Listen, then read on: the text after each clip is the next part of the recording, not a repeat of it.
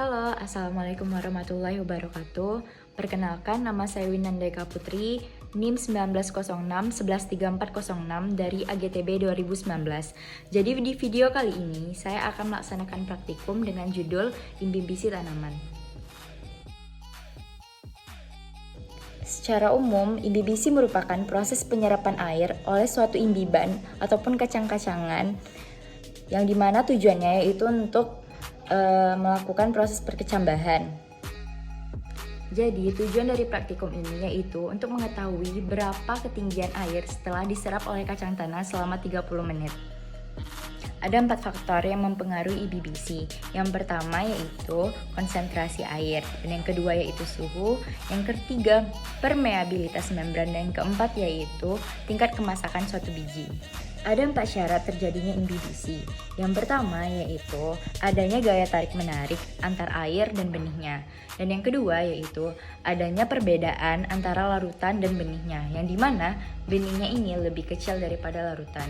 Dan yang ketiga, benih kering kandungannya itu rendah.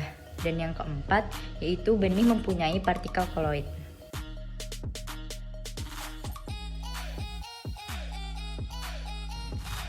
Dan ini adalah 4 aqua gelas yang akan kita gunakan, dan kemudian ada kacang tanah sebanyak 200 gram. Hal ini nanti kita bagi 50 gram ya setiap gelasnya, dan kemudian air yang akan kita tuangkan ke dalam gelas.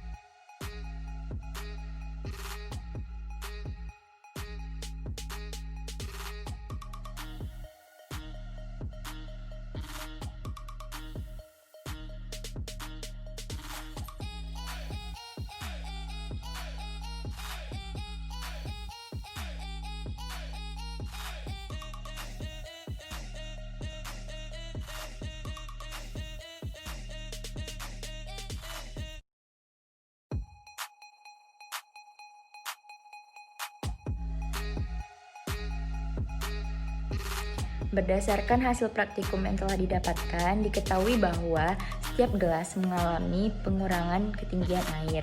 Hal itu disebabkan karena adanya penyerapan air oleh biji kacang tanah.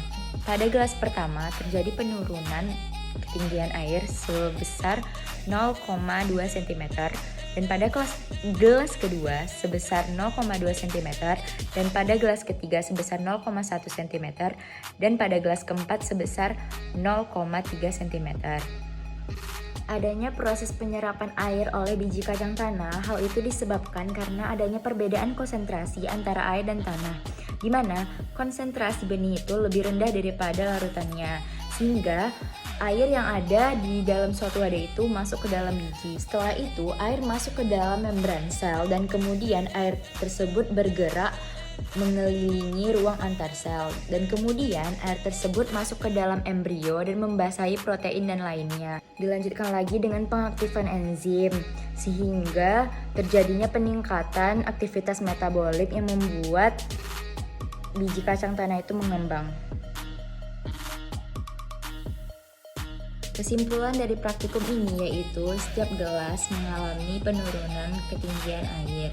Hal itu disebabkan karena adanya penyerapan air oleh kacang tanah. Dan kemungkinan kacang tanah yang kita gunakan ini masih dalam keadaan tidak jenuh, yang dimana masih kuat dalam untuk menyerap air. Apabila kacang tanah ini telah sampai kepada titik jenuhnya, maka kacang tanah tersebut tidak lagi dapat menyerap air. Dan waktu di sini sangat menentukan berapa banyaknya pengurangan air dalam perendaman itu. Sekian video dari aku, semoga bermanfaat. Terima kasih. Assalamualaikum warahmatullahi wabarakatuh.